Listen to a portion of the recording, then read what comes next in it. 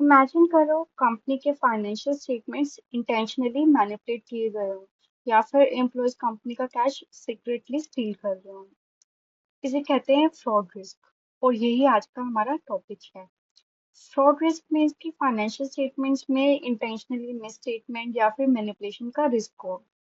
जब भी कोई पर्सन इंटेंशनली चीटिंग करे फाइनेंशियल स्टेटमेंट्स में, उसको ही हम फ्रॉड रिस्क कहते हैं। तो फ्रॉड रिस्क में हम तीन चीजें, तीन एलिमेंट्स को समझते हैं। ठीक है। हर फ्रॉड के पीछे यूजुअली थ्री रीजंस होते हैं: प्रेशर, अपॉर्चुनिटी या फिर रैशनलाइजेशन।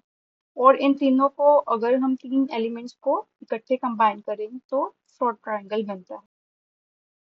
फ्रॉड ट्रायंगल हमें एक्सप्लेन करता है कि लोग फ्रॉड क्यों कमिट करते हैं। उसके पीछे कोई भी रीजन हो सकता है इन तीन रीजंस में से, या फिर प्रेशर, अपॉर्चुनिटी या रैशनलाइजेशन। तो पहला है प्रेशर या फिर इंसेंटिव। प्रेशर मीन्स पर्सन पे फाइनेंशियल या पर्सनल स्ट्रेस हो, लाइक उसको प्रेशर है कि कोई टारगेट अचीव करना है या फिर पैसे कमाने का प्रेशर, फाइनेंशियल प्रॉब्लम्स लाइक कोई गैम्बलिंग लॉस हो गया तो भी उसको उस चीज का प्रेशर हो सकता है, या फिर मैनेजमेंट के ऊपर वर्क प्रेशर है कि सेल्स का टारगेट अचीव करना है। ठीक है। या इन्वेस्टर का प्रेशर है, या कोई बोनस एक्सपेक्टेशंस का भी प्रेशर हो सकता है। तो बेसिकली अगर हम ऑडिटिंग में देखते हैं तो मेन हम देखते हैं कि मैनेजमेंट के ऊपर प्रेशर हो सकता है कि कंपनी के प्रॉफिट्स हाई दिखाने हैं।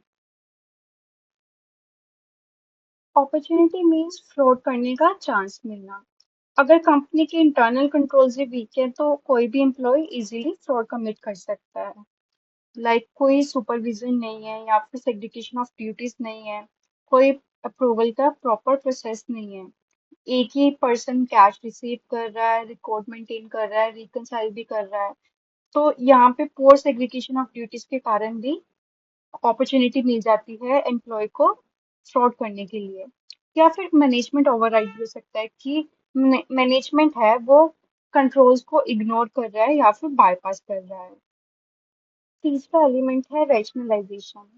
इसमें जो भी पर्सन फ्रॉड करता है वो अपने फ्रॉड को जस्टिफाई करता है, ये समझ के कि कंपनी ये चीज डिजर्व करती है, कंपनी ऑलरेडी इतने प्रॉफिट कमा रही है बट उसको सैलरी कम मिल रही है, या फिर वो बाद में रीपे कर देगा।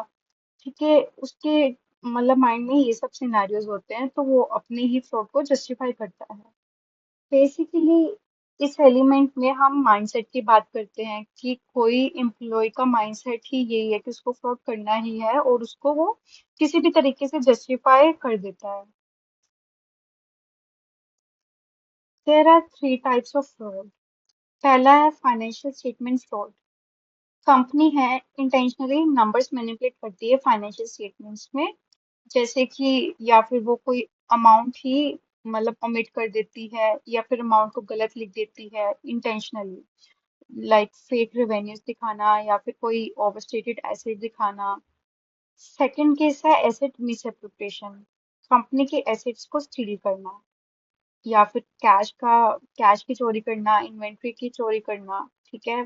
फिक्स्ड एसेट्स की चोरी करना इज एसेट मिसएप्रोप्रिएशन।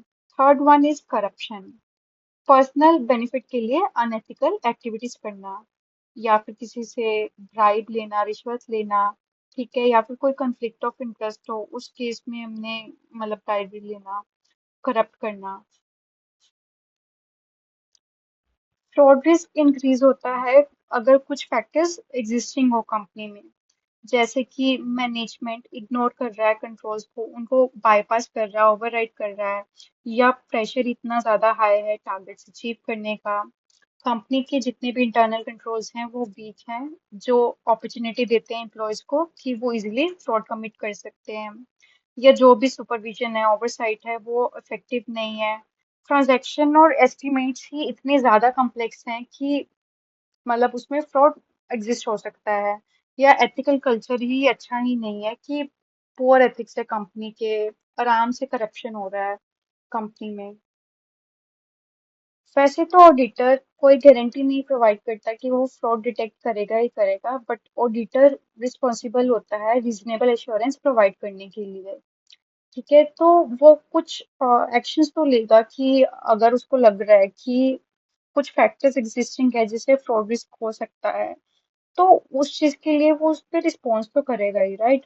तो पहले तो वो आइडेंटिफाई करेगा, असेस करेगा फ्रॉड रिस्क कंपनी के बेसिस पे। ठीक है, तो जो भी चीजें वो असेस करेगा, फाइंड आउट करेगा, उसके बेसिस पे वो डिजाइन करेगा एंड परफॉर्म करेगा एप्रोप्रिएट ऑडिट प्रोसीजर्स। और जितने भी वो एविडेंसेस कलेक्ट करेगा, ऑब्टेन करेगा, उनको इवेल्युएट करेगा, एंड जो भी उसकी फाइंडिंग्स वगैरह रहेंगी उसके बेसिस पे वो रिस्पॉन्स करेगा एंड कम्युनिकेट करेगा with those charge with governance. And वो रिपोर्ट करेगा if there are any material misstatements due to fraud. तो ऑडिटर को इन सब चीजों का आइडिया कैसे मिलता है कि कंपनी में फ्रॉड हो रहा है?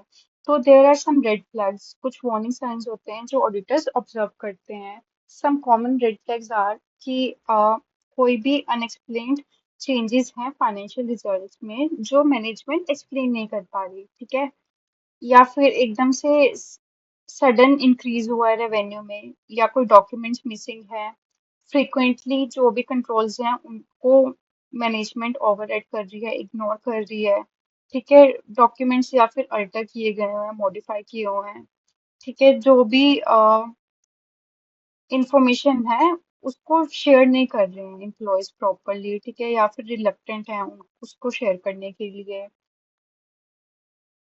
जो कंपनी के प्रॉफिट्स हैं, इनकम शो की हुई है, और जो वहाँ के एम्प्लॉयज हैं, मैनेजमेंट है, उनका लाइफस्टाइल है और सैलरी है, उनमें मिसमैच है, या फिर एम्प्लॉय टर्नओवर ही बहुत ज्यादा है कि एम्प्लॉय जल्दी लीव कर रहे हैं कंपनी को।